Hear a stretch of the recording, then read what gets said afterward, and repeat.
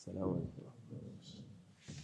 أعوذ بالله من الشيطان الرجيم. بسم الله الرحمن الرحيم والصلاة والسلام على رسولنا محمد سيدنا الأولين مدد يا رسول مدد يا سادة أصحاب رسول مدد يا مشايخنا دستور مولانا شيخ الله فازنا شيخ محمد الحكام مدد طريقتنا الصحبة والخير في الجمعية.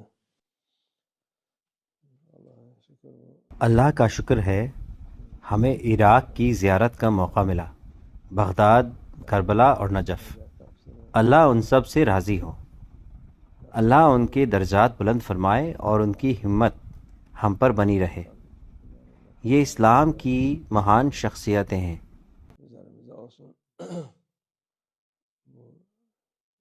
اس امت کی عظیم ہستیاں ہیں. انہوں نے لاکھوں لوگوں کو حق کے راستے کی دعوت دی،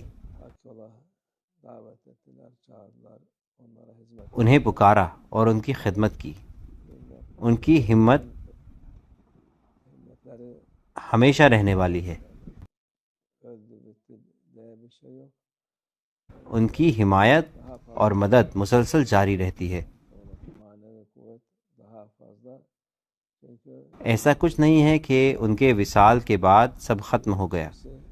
جب ان کا وصال ہوتا ہے تو وہ اور بھی زیادہ طاقتور ہو جاتے ہیں. ان کی روحانی قوت بڑھ جاتی ہے کیونکہ اب ان کے کوئی دنیاوی بندھن نہیں رہتے. ان کی ذمہ داری کبھی ختم نہیں ہوتی. وہ دنیا والوں کو آخرت کے لیے تیار کرنے کا کام جاری رکھتے ہیں. ان کے دفتر کھلے ہیں.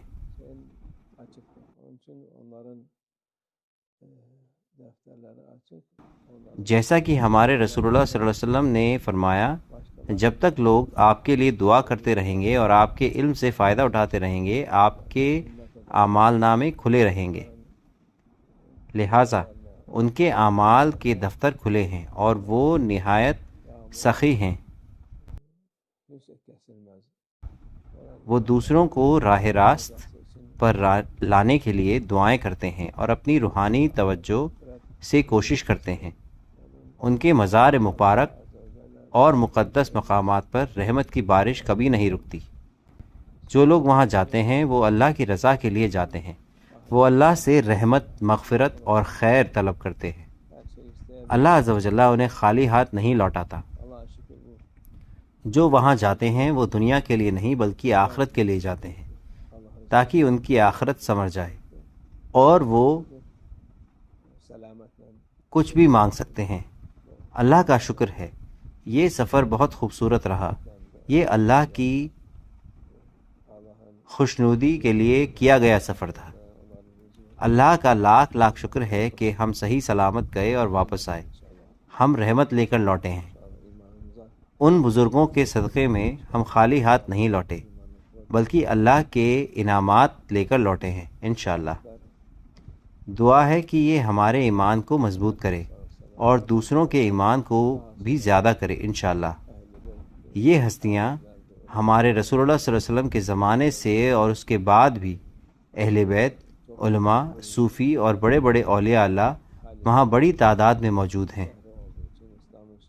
چونکہ یہ خلافت کا شہر رہا ہے اور اسلام کے اہم شہروں میں سے ایک ہے، اس لیے لوگ ہر طرف سے ہمت، علم اور حکمت کی تلاش میں یہاں آئے ہیں. وہ جگہ ان کے مقدس علم، فضل اور برکت سے لبریز ہے اور اللہ کا شکر ہے کہ یہ سلسلہ آج بھی ویسا ہی جاری ہے. ظاہری شکل و صورت اہم نہیں ہے، اہمیت ان ہستیوں کی ہے جو وہاں آرام فرما رہی ہیں. ان کی روحانی توجہ دنیاوی معاملات پر غالب ہے. یہ دنیا کے لیے نہیں بلکہ اللہ کی رضا کے لیے ہے. انشاءاللہ اللہ اسے خیر اور بھلائی کا ذریعہ بنائے. ان کی ہمت ہمیں نصیب ہو. انشاءاللہ.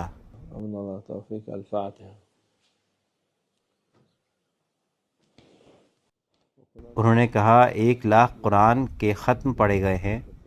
ہم انہیں سب سے پہلے ہمارے رسول اللہ صلی اللہ علیہ وسلم کی روح مبارک کو، انبیاء، اولیاء، اصفیاء، مشائخ کی روح کو ہدیہ کرتے ہیں. تمام مرحومین کی روح کو، تمام مومن مرد اور عورتیں، مسلم مرد اور عورتیں کی روح کو.